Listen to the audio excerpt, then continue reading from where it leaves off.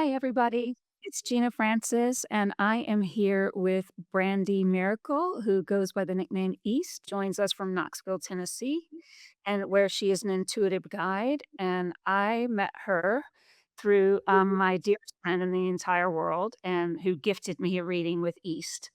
And I felt so blessed to be able to get to know her because she's got an infectious energy that is full of joy, that is full of light. And I just thought that she would be great to introduce to all of you and bring her on the Tapestry of Connection so that you could get to know her too. And so we'll get started. Hi, Ethan. Hi, thanks for having me. First and foremost, I'm just really excited to be with you. I know we've never met in person, but we've talked, over Instagram after your fabulous reading. And I just wanted to say that I love how you explain everything, how beautiful you give amazing readings. And so I wanted to sort of get to know you a little bit. How exactly did you find yourself on this path of being an intuitive guide? That influence obviously comes from my family who were really immersed in the world of divination specifically. So I wouldn't really say that I was overly exposed to a lot of the things that people know me through now in terms of hermetics and deeper reaches in tarot, but just general intuitive reading. My family mostly read tea leaves and bone. Cards were only a few members of our family. And that was just a big part of my childhood. My aunts and my grandmother would sit around and people would come by and they would ask for readings. And quite honestly, I don't think I really understood the value of what I had at the time until I got older. And I would also say that since I was a child, I've always been very conscious of something divine that lives inside of me. I was raised in a private Christian school that my mother was the janitor at this particular school, and she put us in this space for, what she felt would be a better education, and luckily, having the background that was rooted in Appalachian Mountain mysticism and then this traditional structured religion, it opened me up to see different types of experience with, I guess, what we would call in the South being filled with the Holy Ghost or being filled with the Spirit or being touched by that faith. And so that moved me, even as a child, that moved me so deeply. And fast forward later in life, I left home from Kentucky and moved to Tennessee, which was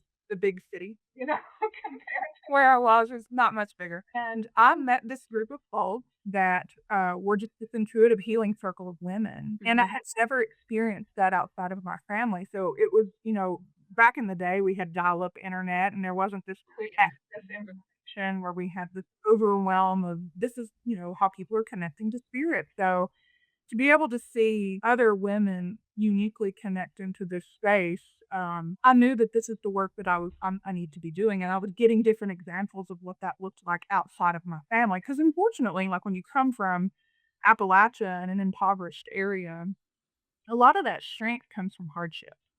Mhm. You have to kind of figure out, where's the strength come that stems from the gift and the connection to the light, and what just simply embodied lived wisdom. And it was just this interesting experience where groups of women, movement, dance, all of this stuff just started flooding through me when I moved, and then it just took off from there. I started doing women's groups, and I think the audacity of even trying to hold women's groups at age 23, but people would come of all ages. And now I'm almost 50 years old, and I've continued doing that for over 20 years, and I've followed this path of the sacred feminine and watched it continue to evolve and teach and change me. And I try to keep it just really simply rooted into that space of sacred feminine and guided intuition. So that's a very long-winded way of saying I've always kind of done this. We all come by different paths to get here. In your case, you had it in your family lineage, so it was already there. What a gift to grow up in a family that embraced this type of work. A lot of people don't have that connection with their family. And so what was that like as a little kid? Was it just like natural? Was it just normal?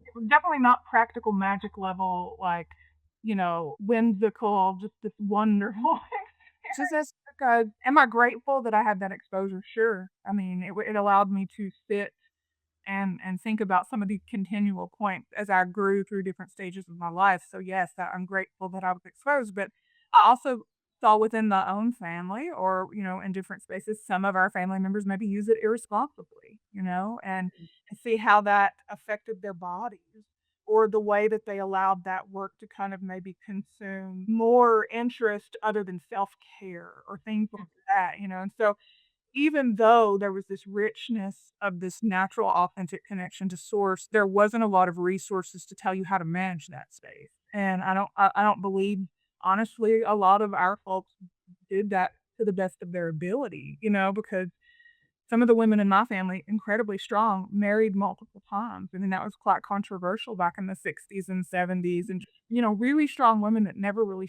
fit the mold and always fighting to get to this space to express themselves. So I mean, there's this part of me that kind of wishes that, we all had, in bulk together every February, and that's just not kind of the way that it was experienced. We understood the intuition in the world moves through rhythms, and to pay attention to the moon when it's bright and when it's wild because that's connecting you to something that's very alive. And there was this more simplistic way of connecting to intuition and source that didn't have all these layers of, well, this is what this is referred to in Buddhism, and this is what this is referred to in this, and it was just such more a simple connection in that space. So from that standpoint, it was really valuable to be able to understand the bare bones of what the work looks like. It didn't get overinflated or over dramatized. Do you know how many times I walked into ritual and you have this grand kind of, "Hail to the guardians of correction," and I'm all for some good, theatrics and that stuff, but I wasn't raised that way. That's not how we call them, the spirit of the earth, and it was done with such humility and often from this space of hunger for what was needed, whether that was literal food or resources or things like that. So it was great, but it also I had to find my peace back into this work as an adult because of that, because my experience with it was we give and we give and we give, and a lot of folks have opinions in the South about what a non-traditional spiritual experience Oh, yeah. is like. And then it can be this shiny object that they'll come and take part in, but turn right around and have some kind of judgment about this space. So it was hard. It was hard growing up in the South in very rural Southern Baptist Christian America with strong women, period. I had to find my peace with this work, and that was the majority of my 20s and early 30s was just being it did something I wanna continue to do. I still had to deal with the fact that I wasn't the same as everybody else, and that was not fun for me all of the time. Did it make me a really cool, fun person now? Yes. That was hard. It was hard to grow up that way. Do you wanna explain to people what it means to be an Appalachian woman, and for people who aren't familiar with Appalachia? Listen, I think we're getting into controversial territory here, but I'm gonna give it a shot. What I You don't have to do this if you no, it's totally not. What I do know about the Appalachian woman is that experience probably is different depending on what part of Appalachia you grew up in. So, to be real specific, I grew up in coal country, Southwest Virginia, Southeast Kentucky. That's where I'm from. My husband was a coal miner for 10 years. A lot of my family members were coal miners. So I come from that kind of laboring. My grandparents they got paid with script, mining script, if you understand what that means. So not even, and then you'd have to buy, stuff from the trade store that the mines owned. I mean, it's just incredible kind of experience. And so extreme poverty, but they still pushed through that.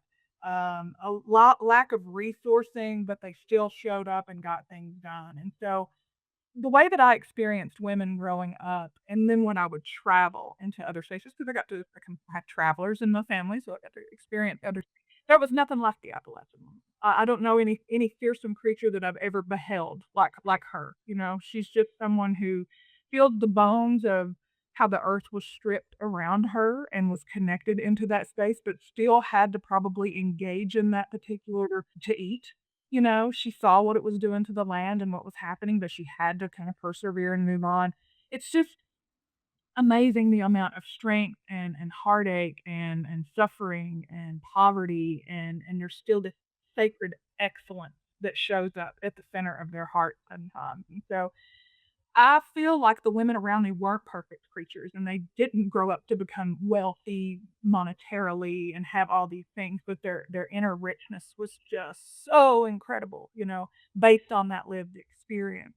And we live in a time where we don't have to live as hard as that now, but I want people to understand that Those type of women had to kind of when they were out working at the field because their husbands were in the coal mines or whatever, they were looking at the farmer's almanac every day to see if they could plant by the signs that were present in there, or should they go to the dentist if the signs were in the heart because they were afraid that they were gonna bleed to that during that time. And having this magic, interwoven in their everyday experiences, or when they're looking for water and they go get the local water witch to bring out his little tool to come through. And these are people who may make fun of the way this stuff shows up today. It was such a unique, interesting experience that was full of chaos and turmoil and darkness and beauty and poetry and melancholy and all the things that dark, poor Appalachia brings to people. In today's society, a lot of people get away from the basics of the planet and the earth, but there's so much richness in, that connection. And so do you do rituals and stuff with the earth still? When I first started, I would bury people's feet and read for them while their feet were buried in the ground. I don't do that anymore, but I incorporate earth and elements of earth in everything that I do because it's what holds us here. So it's a big important part. I mean, I ritualize my home. I'm a first of the month, blow cinnamon out the front door kind of girl. As cheesy and the internet driven as that might be, I love those types of things. So I love that that's a natural spice. I love that we can engage in those spaces in that way. My mother is more of the natural witch, like she's a gardener and a cook and gets into the kitchen witch kind of stuff a little bit more than I do, but yeah, I mean, I have all kinds of rituals and they change as I grow, and that's one of the things I teach to my students. What works for you now may not work as you evolve, and always check in and see what trinkets work for you and, what you need for the moment. I'm a full moon girl, I'm a new moon girl, like, I do all of those things.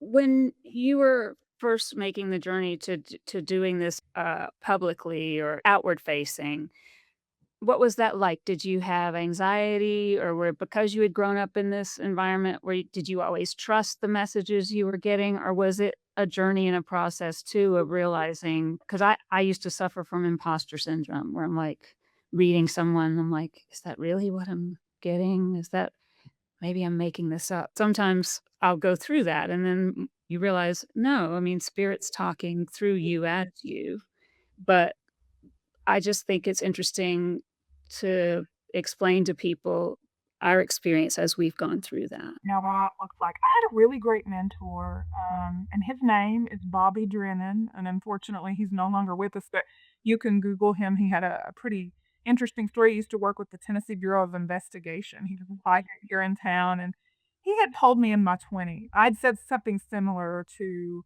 how do I trust my own discernment? Like, am I giving them my advice or is this what's coming through? And he said, here's the thing. You're sitting in a moment across from somebody to hold a mirror up. And that moment in time is intentional. If your intellect is worried about what's coming out, just see it and put this over here. Because even with charlatans, even when you sit with someone who maybe doesn't have the best intentions for you, someone is getting a lesson in that moment somehow, some way.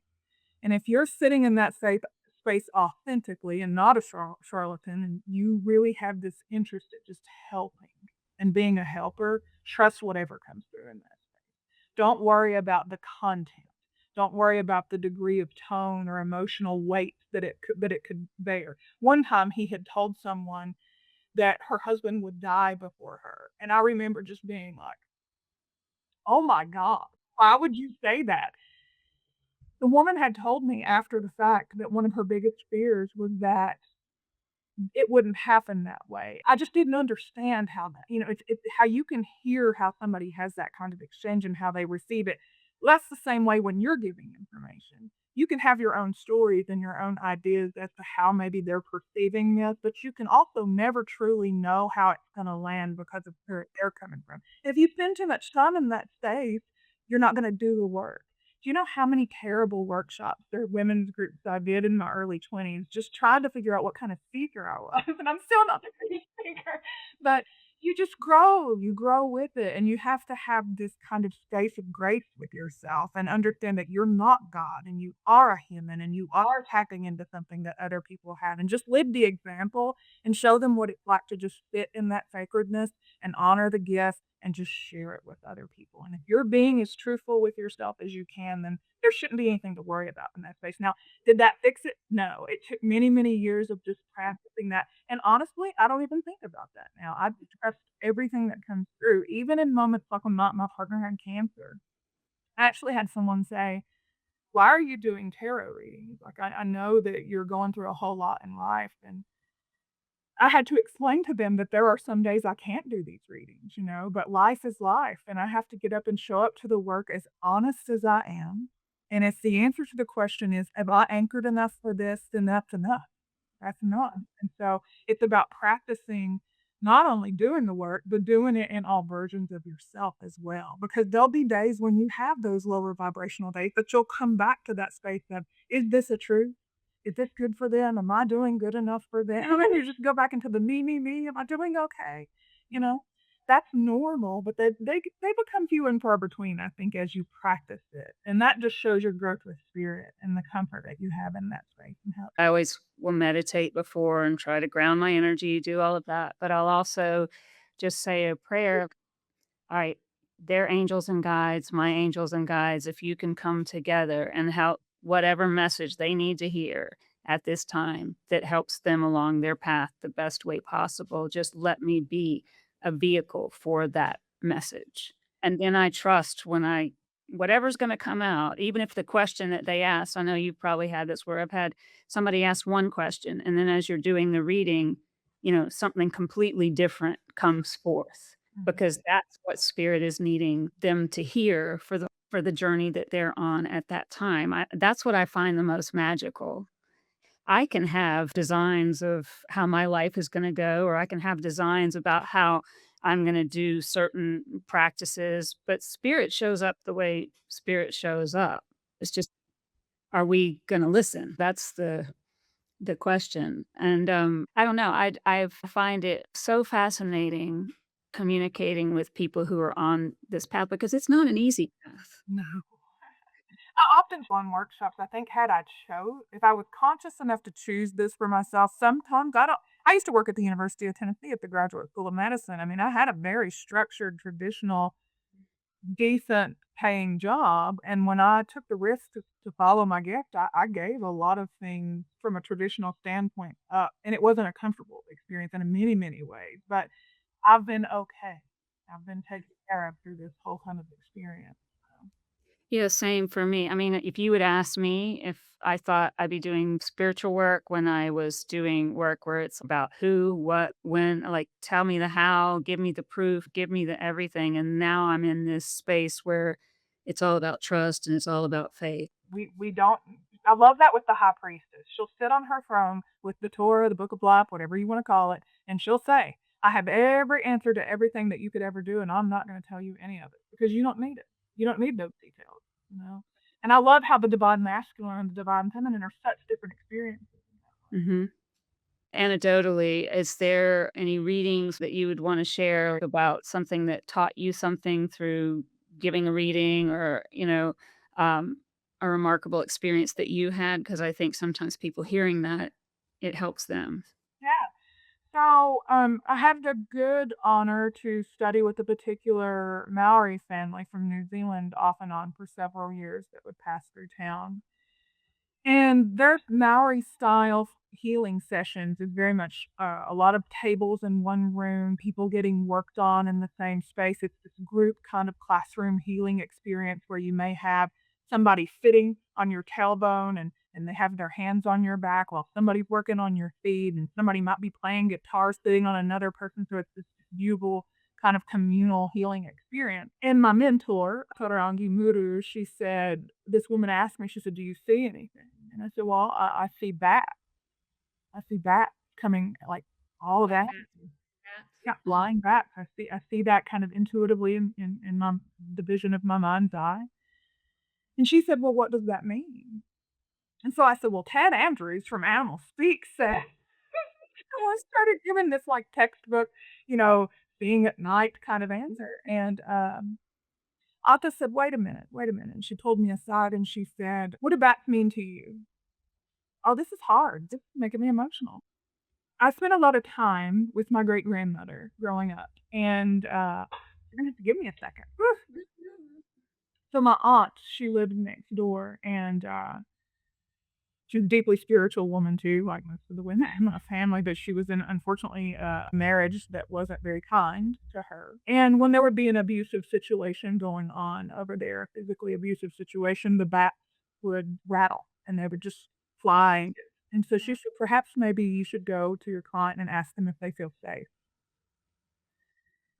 And I did that, and that was the situation that was happening with this particular client, and so she said, "We can research dream moods and Ted Andrews and symbolism, and sure, there's these uniform kind of themes where we know that if we're dreaming about houses, that's the castle of our soul, and there's the uniform things that we've known over time, and nothing will ever come past your own internal coding."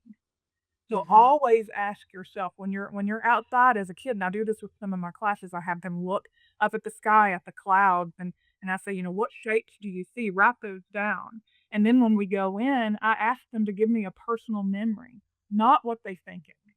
Like what's the first thing that comes up in your personal life that triggers something for you? And perhaps maybe that's what's trying to tell the story. Let's look at how the information is filtering through your lived experience, because your lived experience is so much more wise than any textbook or any collective general, term of what we could do. So my advice would be really get comfortable with the way information comes through you specifically and uniquely.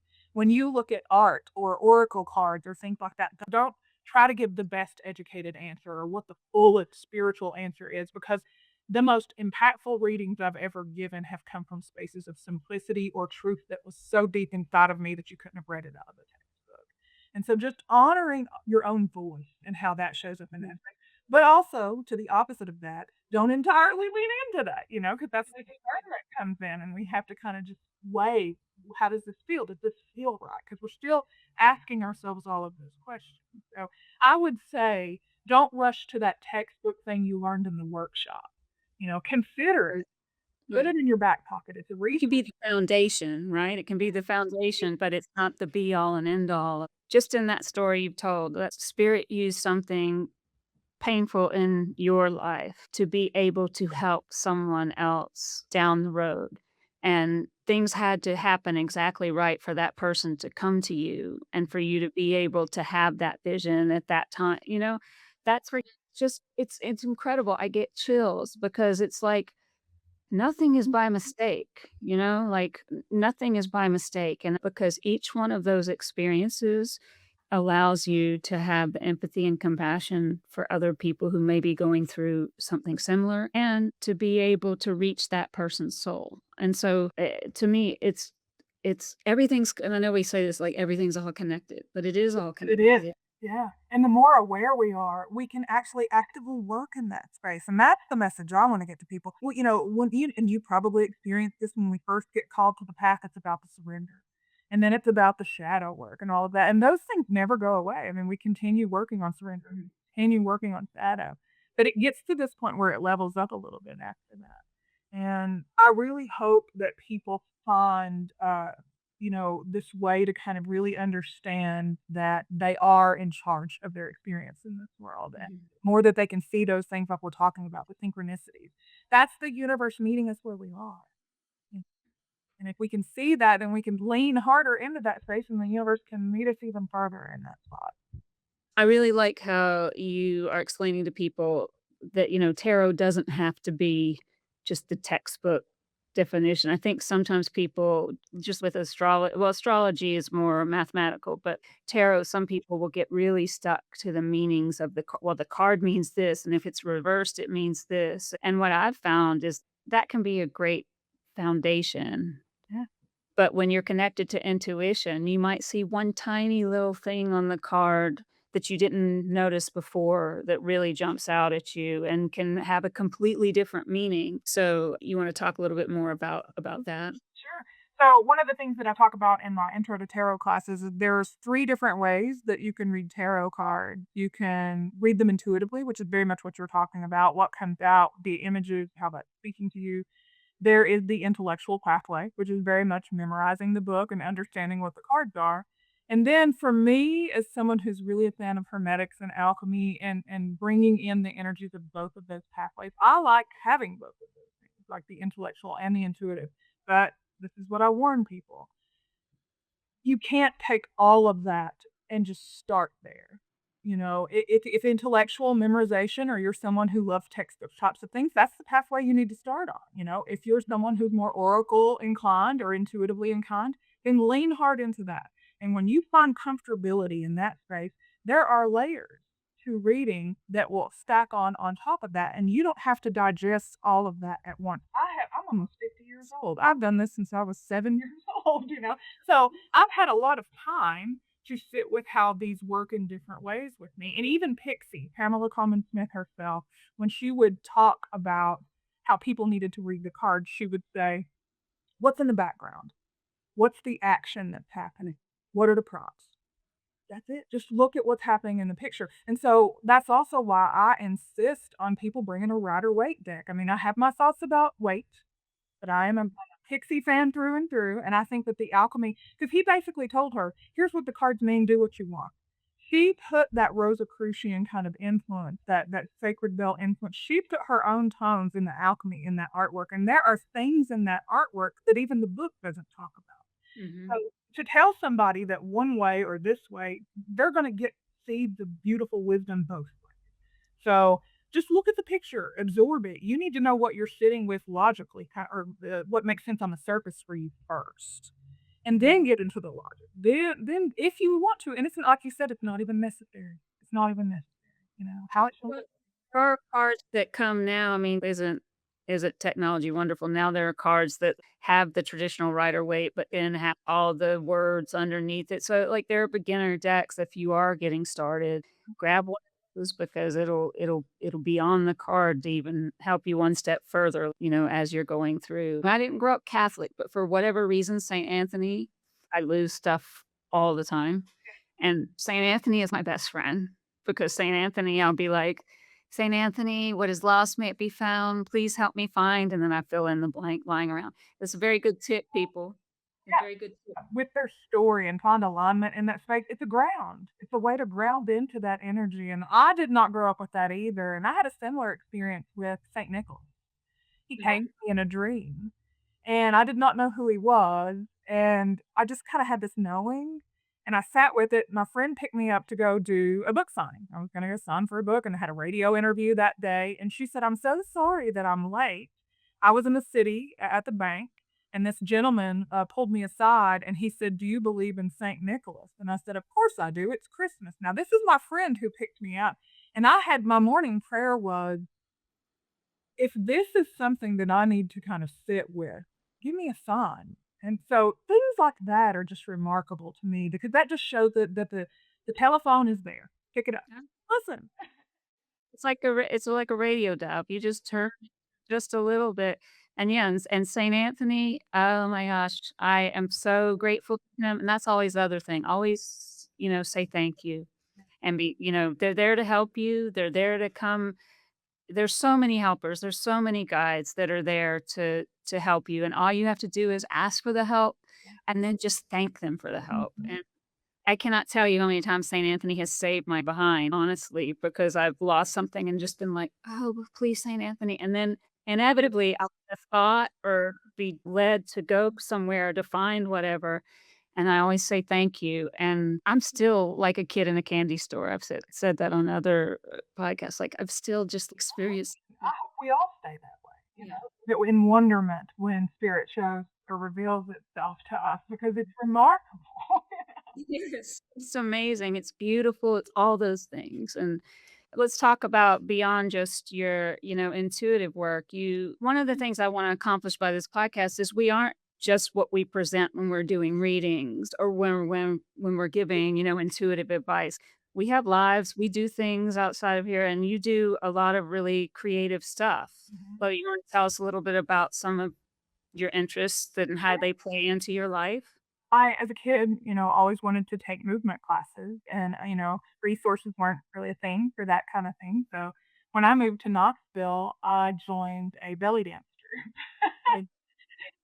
And I laugh. I don't know why I laugh because it was honestly the most sacred moment of my entire life because that's when I understood the difference between having a relationship with intuitive wisdom and embodying it. And so I Mhm. was dancing with groups of women and, intentionally measured choreography where we were moving as a unit, and to feel the rhythm of women just kind of undulating together in this sensual but sacred kind of way, I started feeling the emotional, kind of tangible attachment to what that feeling that was already inside of me all along. I could interact with it through movement.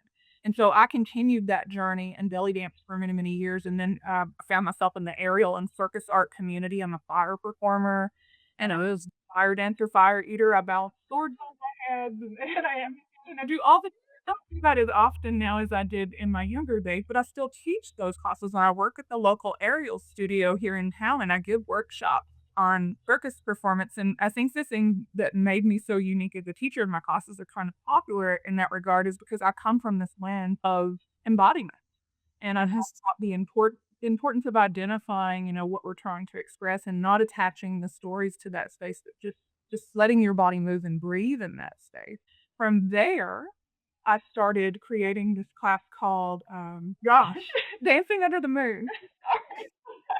And I took the first 30 minutes of class, and we would have a share circle, and we would talk about energetically what was going on, and the curriculum that I would build in for the day, whether it was aerial tricks or movement tricks that we were learning, would be something that would be complementary to that. So, for example, if we were talking about something that was very water, we would do lots of snaky kind of undulation type things, or if we were talking about earthly things, I would get in my body and we would be very rooted in the choreography. So I wanted them to feel the tones of what we were discussing. And then that evolved into my weekly tarot classes becoming embodied tarot classes. So, for example, I would give them a project, a creative project, and I would say, okay, here's a camera. We all have cameras on our phones. I want you to go out to the street and I want you to find what's seemingly the ugliest thing. I Mhm. don't want you to touch it. I don't want you to interact with it, but I want you to shoot it in a way that's the most loving way you can frame it. And then we integrated that into the lesson of the King of Cups and how that card is all about unconditional love no matter how we show up. And so I gave them these kind of creative artistic experiences, whether it was photography projects, writing projects, dances, movement, acting projects, Mm. onto one card. And we would break it down in our bodies, and then we would look at the detail of the alchemy and the art. And so everything that I've done with art and movement has always come back to that core principle, where am I rooting my sacredness in this space, in this creative space, and how is it speaking to me in this space? And it's literally involved in everything that I do now. I just think that's phenomenal. One of the things I think that people are waking up to now, like 20 years ago, you didn't have as many people who were aware of intuitive work and everything, but there were empaths walking around that didn't know they were empaths. A lot of them are in like nursing professions and giving professions, and they weren't as connected with being able to self-nurture, right? I think if they're unaware of this ability that they have to take on other people's energy. So it sounds like to me, very early on, you were creating something that allowed people to get in touch with that empathic nature and realize the need to integrate it in their whole self through the work that you've been doing. I was inspired really by the Ace of Wands and just the element of fire and how it's experienced in the tarot because that spark, that initial that trying to transform us in that space, we have to be familiar with that. And the only way that we're familiar with that is through embodied experience, whether that's experience in art or music or Mhm. philosophy or in spiritual spaces. And so I think that another big motivator is I remember I used to pray for big, large communities of tarot readers, and then all of a sudden Knoxville currently has probably about 250 readers, I would say. Wow. We are very saturated, like, with metaphysical stores, and so it's wonderful that there's all these resources here. However, human beings are a thing, and I was finding that some of the performative or triggering things that we were finding in traditional religion, that still shows up in the metaphysical space, because there are facilitators that have to constantly check in with ego and discernment and all of those things. And so my work has changed from me standing behind a podium and saying, this means this and this is this, to trying to get people out of my intellectual experience of things, because we live in a world where we can't quite trust sometimes what we hear from people. Right. But I hope that we can build or help people build as facilitators or leaders or guides in this space some kind of pathway that's authentic to that person, to where they recognize their own information. They're familiar with their own part. And it starts with that simple connection. And when you trust your own fire and you trust like your own connection, you can build and start adding things on top of that. And what I found, I give this talk at Pagan Pride one year, and I said I experienced 2 different types of people, I think, in the spiritual, non-traditional communities. People desperate for community, people hungry for religious exploration or spiritual exploration, and you can have both of those things at the same time. But often, it was more the people that were just needing community that was showing up. And like you were talking about, it's the wound of having this recognition of what's in place is not working, but I've not been resourced enough to understand what's coming through me. And so in that vulnerable space, unfortunately, sometimes you have those stereotypical leaders that come in and they feel really important. And I just always never wanted to platform myself in that way, or or feel like it's performative, or like I'm trying to like market my brand, because that's not the way I want to integrate into my work or interact with it in any capacity. So I feel like embodiment, or those simple little tones of movement, that helps people recognize those things, and they can say, okay, this is something that's honest inside of me. This feels magical. This feels like a real connection. Let's start in this space and build from there. Yeah, and I think you hit on something that I think is very important to me too, which is that we all have this inner light, right? We all have it, but we're also having a human experience. And so there are people, because they are human, who, like you say, are having that kind of experience where they're, look at me, I'm this great, I can do all these great things. If we're readers and if we're intuitive practitioners, we're still human. We still have our lessons that we have to learn. And so I think sometimes one of the things that frustrates me is how we're represented in media and I was in the media. I was a journalist for 25 years. But the skepticism towards what we do, it's changing, but it's still there. And you see, I talk about this a lot. You see us represented in TV shows as we're trying to take advantage of people, or that we're not really, who we say we are. We're just kind of carnival acts. And I think it's not parlor tricks, right? I mean, that's the thing that I want people to understand. It's about being connected to source and being connected to the divine and allowing the divine to come through us, right? And to find our place in this great big world where we're right size. We're not too small, we're not too big, we're just right. And I feel like this work for me has a way of helping me along that path. My hope is that more people can understand that we're all like that. It's just whether or not some of us practice this as a profession or not. But we all have that light that we can contribute to raise the vibration of the earth. We can contribute to help our, like you said, community. I mean, community can raise people up more than anything. Yeah. I think having that anchor in community, for me, as someone who facilitates spiritual space a lot, I have to trust the community that I'm coming to for that same kind of reciprocation. Like if I'm coming to your space to sit and listen and to absorb and to reflect and to just be a student, I want to trust that space. It needs to be the anchor that's holding me. And I have found, so just to clarify, I have found great spaces that do anchor me.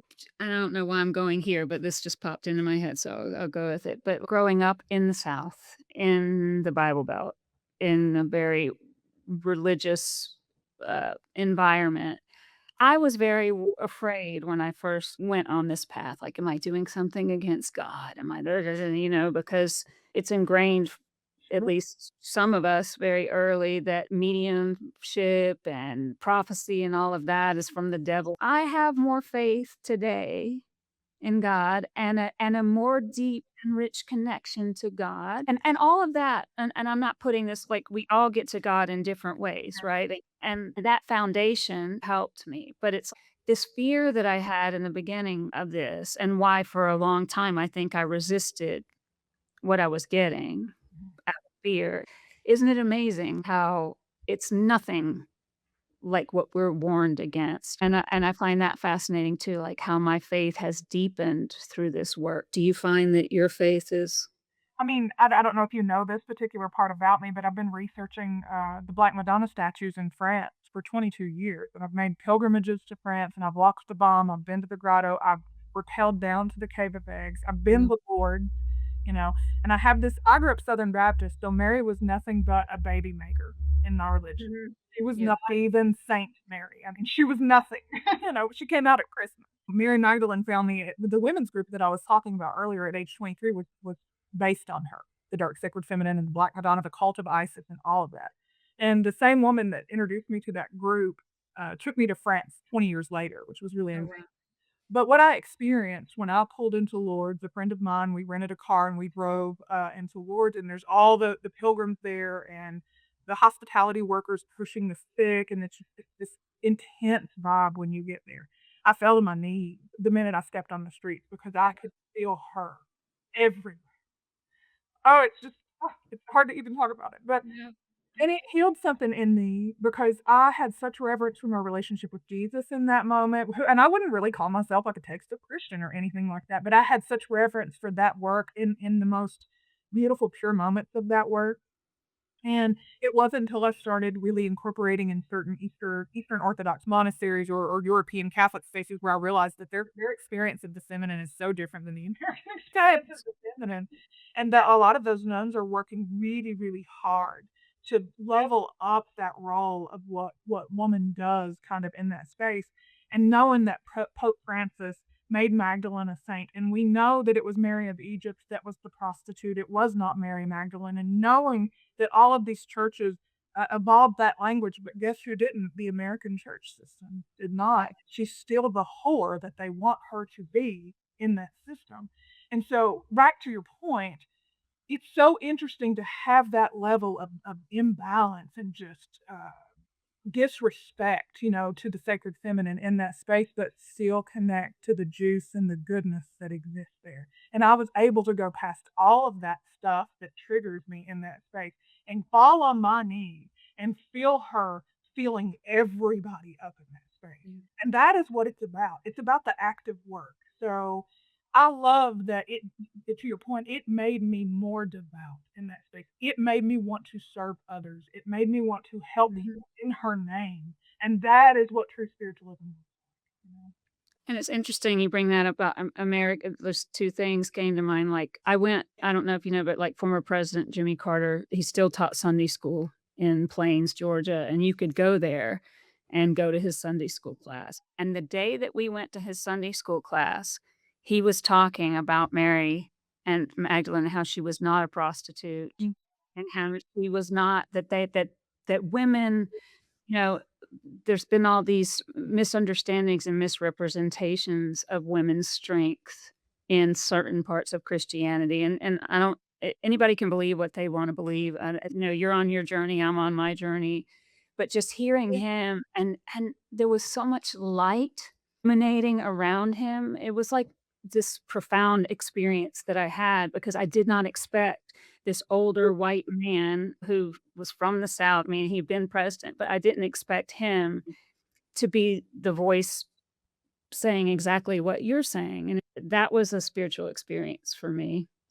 And, something similar to what you experienced with when you fell on your knees. I went to France after a mediumship workshop, and I'd never been, and I just felt like I needed to go, and through happenstance, I wound up in this it's not even one of the more famous cathedrals or churches in Paris, but it was open and my cousins were like, "Oh, why don't we go in there?" And I went in and you know how there's the little alcoves of each saint, right? And I didn't grow up Catholic, I grew up Southern Methodist, and I got to this one area And I was so overcome with emotion when I looked at this one saint, and it's Saint Genevieve, and I just started crying, and I mean, all this emotion running through my body. What is this? And I had been at that mediumship workshop, and in that mediumship workshop, one of the times that I had done a session with somebody, I saw her face, and I had never known of this saint whatsoever. I didn't know who she was, anything. And it was just so incredible, such a profound experience. So I relate to what you're saying. I was overwhelmed. I was crying. I was shaking. My cousins are like, "What the hell is going on with Gina over here?" And but and I realized like, "Oh, she's one of my guides here in this lifetime." And if you had asked me that like 10 years ago, I'd say you were insane, Mhm. but I experienced it. And so yeah, I'm getting chills now. I think that's part of the beauty, I think, of what we do is that you could just be going along and it's like It poof, cleanses, yeah. yeah, glimpses of pure love, unconditional love from spirit. And I think that to me is what it's all about, is being able to experience that unconditional love and to feel it flow through you. And so with all that's going on in our world right now, there's a lot of unhappiness and a lot of disconnect and a lot of anger worldwide, right? I feel that we're in a place of tearing down and restructuring. And so I feel like a lot of more people are coming to people like us now because there is a lot of hopelessness, a pervasive feeling, I think, of hopelessness in a lot of circles. So, what do you say to people who are trying to make sense of that? Think about the 5 of Pentacles in tarot, and when we see the 5 of Pentacles, it's this image, 2 people outside of a church. One is broken and bandaged, and the tone of that card is hopelessness, abandonment, lack mentality, lack of resource, or whatever. What's really interesting about the fives in tarot or in alchemy, if we're looking at the system just being 1 through 10, it's the halfway point. And we know that all the fives in the tarot system to some degree represent change or conflict or something. It's the world we're up against and the pressure that we're facing. If we think about the Hierophant, the fifth card, that's the institution. That's the law of man. That is the thing that's outside of our existence. And so it has a certain weight to it. Well, truth has weight too.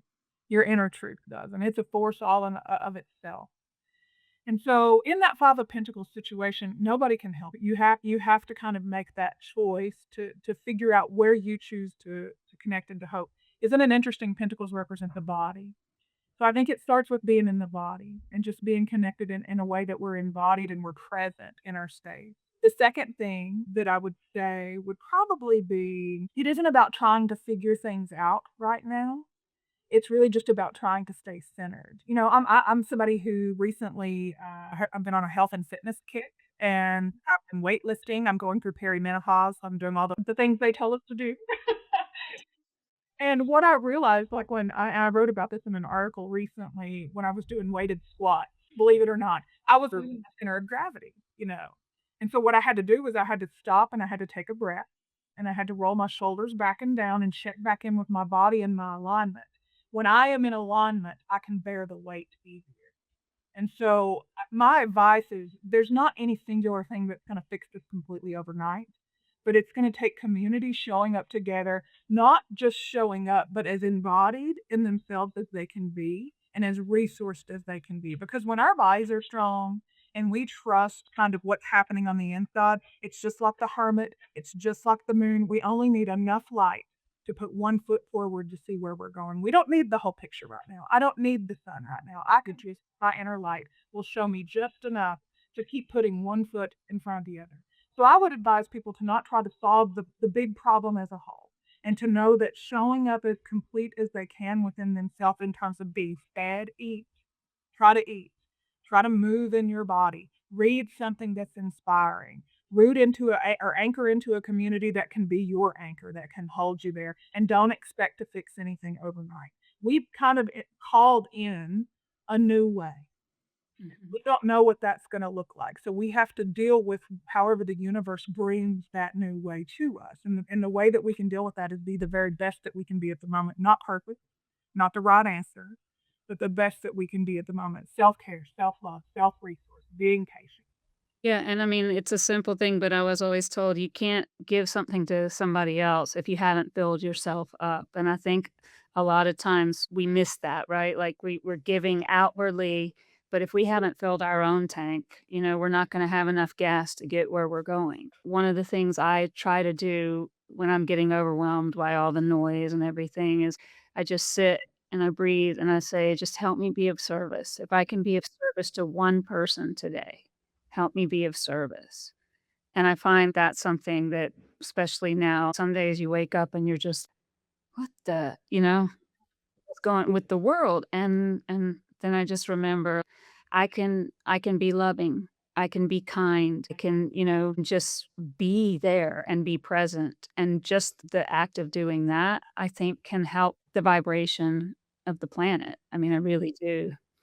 So, that's good advice that you share too. I mean, I'm fascinated with how you teach. You're an amazing teacher. I can just tell by talking to you in this short period of time. I mean, you have a way of putting things that make sense on a practical level, but also on multiple levels. If someone was wanting to learn from you or get in touch with you, how do they best go about that? Instagram right now is the best way to contact me, and my Instagram is eastsmauthor. So you're also an author. I mean, you're a woman of many talents.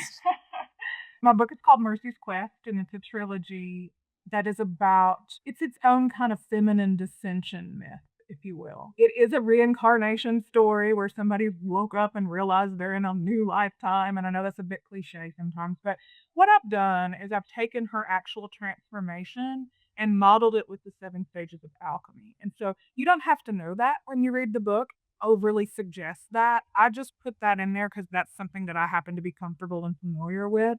And so it is fiction, but there's a lot of teachable points because anybody that spends any amount of time understands Joseph Campbell, the hero's journey, the fool's journey, the roads that are walked are everything that's about who I am as a person. And I love myth and I love myth as a teacher. And so I took on this particular project and got signed to a local publishing company here in town and got a 5-book deal, which was really amazing. And then my husband was diagnosed with cancer. And so when that happened, it kinda I'm gonna be honest with you, it tore my world apart. It completely tore my world apart, and I had to talk to my publisher and say, "Hey, I don't know who I am right now. Like, I don't even know what's happening. I don't wanna do this anymore." And it was just kind of this whole thing. And then here a few years later, I'm back. Book 2 and 3 will be out. Book 2 is gonna come out in December of this year, book 3 will come out in the Wow. spring. And then my tarot book, you hear me talking about numbers a lot. And so I have a system where I teach tarot through 10 numbers because the ones are always about learning and twos are always about this. And so it's an easy way to look at what I call the mathematic rhythm that moves tarot through. And if you understand that, you can learn the cards pretty quickly without having to kind of overly memorize each card, right? So I have a little handbook that I'm going to put out. I've been teaching this workshop for about 6 years. And I thought, might as well put it out in print, let people have it. And I'm going to travel and tour with that next year. But my prize project, and I promise I'll be finished, is Mary Magdalene through the eyes of an Appalachian mystic. I have been working on this for about 10 years, and it's all of my travels that I've made to France, all the women's groups. If you've read Megan Watterson's Magdalene Revealed, I don't know if you've heard of that book. She makes mention of going to the Cave of Eggs in this particular guide that she went into, and that the person she's talking about is my mentor in France that I spend all of this time with. And so I did not realize that until I read that book actually that she was such a great resource for me and that people knew my mentor from everywhere. And so I had what I had understood is all the books that were coming out were recovered Catholic.